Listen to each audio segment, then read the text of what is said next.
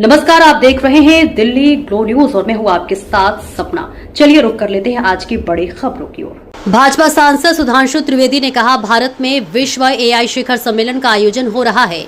100 देशों के वैश्विक प्रतिनिधि आए हुए हैं। यह हर भारतीय के लिए उत्साहित और आनंदित करने वाला सुखद व गौरवशाली क्षण है, परंतु ये कुछ लोगों के लिए अचंभित और आश्चर्यचकित करने वाला भी हो सकता है। भारत विश्व एआई शिखर सम्मेलन में अग्रणी भूमिका में दिखाई दे रहा है। प्रधानमंत्री नरेंद्र मोदी के दूरदर्शी और कुशल नेतृत्व के कारण ही साकार हो पाया है, परंतु वो लोग जो कहते थे कि भारत नई तकनीक को अपनाने की क्षमता नहीं रखता है, मुझे लगता है कि उन्हें इस एआई समिट के शानदार सफल आयोजन के सामने कम से कम अपनी गलती को स्वीकार करना चाहिए। ये समकालीन भारतीय इतिहास के सबसे गौरवशाली क्षणों में से एक है। अमृतकाल में भारत विश्व का तकनीक में नवीन तकनीक के मामले में नेतृत्व करने की क्षमता रखता है, एक अग्रणी भूमिका निभाने की क्षमता रखता है। ये उसका प्रमाण है और इसके लिए हम प्रधानमंत्री नरेंद्र मोदी का पार्टी की ओर से आभार व्यक्त करते हैं। भारत में विश्व एआई शिखर सम्मेलन हो रहा है। 100 देशों के प्रतिनिधि आए हुए हैं। संयुक्त राष्ट्र महासचिव एंटोनियो गुटेरेस, फ्रांस के राष्ट्रपति इमैनुअल मैक्रोन के समेत 22 देशों के राष्ट्राध्यक्ष हैं। विश्व की सभी प्रमुख आईटी कंपनियों के प्रमुख आए हुए हैं।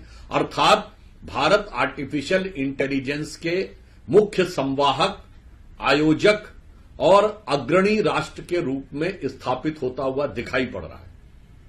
यह हर भारतीय के लिए एक उत्साहित और आनंदित करने वाला सुखद गौरवशाली क्षण है, परंतु यह कुछ लोगों के लिए अचंभित और आश्चर्यचकित करने वाला भी हो सकता है, क्योंकि इसी देश में एक वित्त मंत्री ऐसे थे जिन्होंने संसद के पटल पे कहा था कि भारत के लोग तो नई टेक्नोलॉजी सीखने की क्षमता नहीं रखते, उनके अंदर की योग्यता कम है, इसलिए वो डिजिटल ट्रांजैक्शन जैसी चीजों को भी कैसे समझ सकेंगे। और आज भारत डिजिटल ट्रांजैक्शन में दुनिया का नंबर 1 देश है और उससे आगे बढ़ते हुए वर्ल्ड एआई समिट यानी विश्व एआई शिखर सम्मेलन में अग्रणी भूमिका में दिखाई दे रहा है।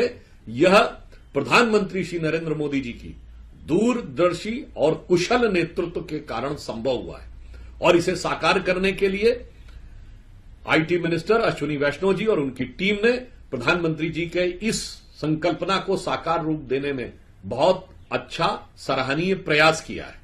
परंतु वो लोग जो कहते थे कि भारत नई टेक्नोलॉजी को एडॉप्ट करने की क्षमता नहीं रखता है, मुझे लगता है उन्हें इस एआई समिट के शानदार सफल आयोजन के सामने कम से कम अब अपनी गलती को स्वीकार करना चाहिए।